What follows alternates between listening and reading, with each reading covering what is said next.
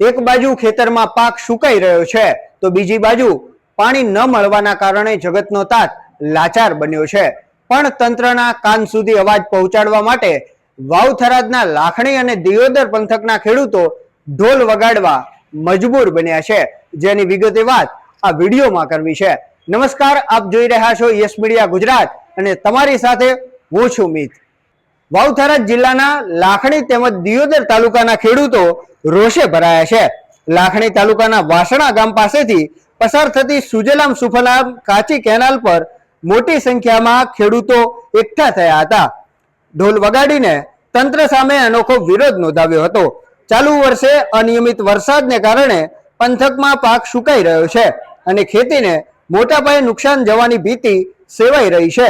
તેવામાં દિયોદર અને લાખણી તાલુકાના ગામોને સિંચાઈ માટે પાણી નિયમિત આપવામાં આવે તેવી ઉગ્ર માંગ ખેડૂતો દ્વારા કરવામાં આવી રહી છે। આ સમગ્ર ઘટનાને લઈને લાખણી તેમજ દિયોદર પંથકના ખેડૂતો શું કહી રહ્યા છે તે પણ તમે સાંભળો।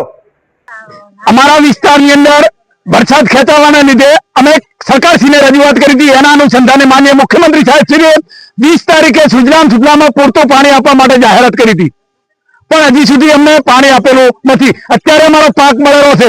અમે સરકારશ્રીને કહેવા માંગીએ છીએ કે 14 પમ્પિંગ સ્ટેશને તાત્કાલિક 6 પંપ ચાલુ કરી અને મારી સુજલામ સુફલામમાં તાત્કાલિક પાણી નાખે અને છેવાડા વિસ્તાર સુધી પાણી પહોંચે એવું આયોજન કરે। કારણ કે સરકારશ્રીએ જાહેરાત કરી હોય પણ અહીંના નગરો તંત્ર અધિકારીઓ અને કોન્ટ્રાક્ટરોએ અમને પાણી આપેલું નથી। એટલે સરકાર તાત્કાલિક નોંધ લઈ અને આવા કોન્ટ્રાક્ટર ઉપર પણ કાયદેસરની કાર્યવાહી કરે અને અમારા વિસ્તારની અંદર પૂરતું પાણી આપે આવી અમારી માંગણી છે। જો ટૂંક સમયની અંદર અમને સુજલામ સુફલામમાં પાણી નહીં મળે તો અમારા વિસ્તારના ખેડૂતો સાથે મળી આંદોલન કરશે। આની જવાબદારી સરકારશ્રીની રહેશે, કારણ કે અમારો પાક મળે છે। અમે પાક બચાવવા માટે આંદોલનો પર સ્ટોપ નાખીશું। એટલે સરકાર નોંધ લે। જય જવાન જય કિસાન। અમારે કેવું એમ છે કે સુજલામ સુફલામમાં 5 પમ્પિંગ ચાલુ કરી અને લાખણી સુધી પાણી પહોંચાડો એ ખેડૂતોની અમારી માંગ છે।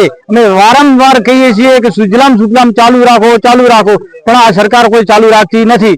વરસાદ આવે કે ના આવે અમારે આ સુજલામ સુફલામમાં કાયમી પાણી રહેવું જોઈએ એવી અમારે ખેડૂતોની માંગ છે। જય જવાન જય કિસાન। પેલું તમે ખેડૂતો એમ કે હત્યામાં તમારી ડબલ આવક કરશે, એટલે આ ભાઈ ડબલ ની બબલ ની છે વાતો કરે, સિંગલ પાણી જોવે અમારે। હવે સરકાર નો કોઈ રાશો નથી, ખાલી અમારે પાસે ઢોર જ રહ્યા છે। આ ઢોરો બસો આરું થઈને હું આવ્યા હતો, પાણી આવે તો મગફળી જીવતી રહે, ઢોરે જીવતા રહે, ના તો બોરે અમારે ફેલ થવાના છે। બોર ગતું આ ટકવાના જ નથી। આ કેનલ ગાળી છે, સારું ગાળી છે, એનો હેતુ શું છે કે ભૂગર્ભ જે ઊંચું આવે તો ભૂગર્ભ જે ઓછું લાવો કહો કે અમારે ખેડૂતો નેર મૂકી ભૂગર્ભ જે ઊંચું નથી આવતી। આ સરકારને આ પંપ બનાવે નોસાથી 100 પંપ ચાલુ કરે તો કાલ લાખ પાણી પહોંચી જાય તો બધા ખેડૂતો કેવા નંદન વંદન રે।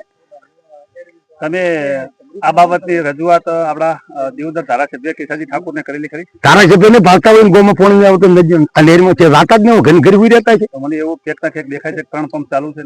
3 પંપ કોઈ નથી, 1.5 પંપ અમારે પાણી આવવાથી તો પાણી સ્વીચી જાય ભાઈ। બીજું પંપ પાણી જાય, બીજા પંપ ઘરે બનાવે છે, બીજો પંપ ₹1000 કેપેબલ ધારાસભ્ય છે પરમભાઈ માળી એને તળાવ ભરો એને ફેર સોંટાવું છે એ બાપરો હાલે પાણી 100 કાલ તો વેલકમ એ અમારે ખેડૂતું છે, પણ અમારા ધારાસભ્યને મને રજૂઆત કરી પાણી આવવું પડે। ના કે થોડે દાડામાં 100 પંપમાં આખો બનાકોઠો એ રાખે તો ગુજરાત સરકારની આ તો મુખ્યમંત્રી નથી માનતો, સરકારની જવાબદારી છે। આ સરકાર છે મુખ્યમંત્રી નથી માનતી તો અમારું શું માને સરકાર ભેગા જે રીતે તમે ખેડૂતોને સાંભળ્યા, ખેડૂતોએ કહ્યું કે જ્યારે ચૂંટણી આવે છે ત્યારે આ કેનાલમાં પાણી છોડવામાં આવે છે અને જ્યારે ચૂંટણી પૂરી થાય ત્યારે આ કેનાલમાં પાણી બંધ કરી દેવાય છે, પરંતુ હવે આ પ્રથા બંધ થવી જોઈએ અને ખેડૂતોને કાયમી ધોરણે સિંચાઈ માટે પાણી આપવામાં આવે તેવી ખેડૂતોએ માંગ કરી છે।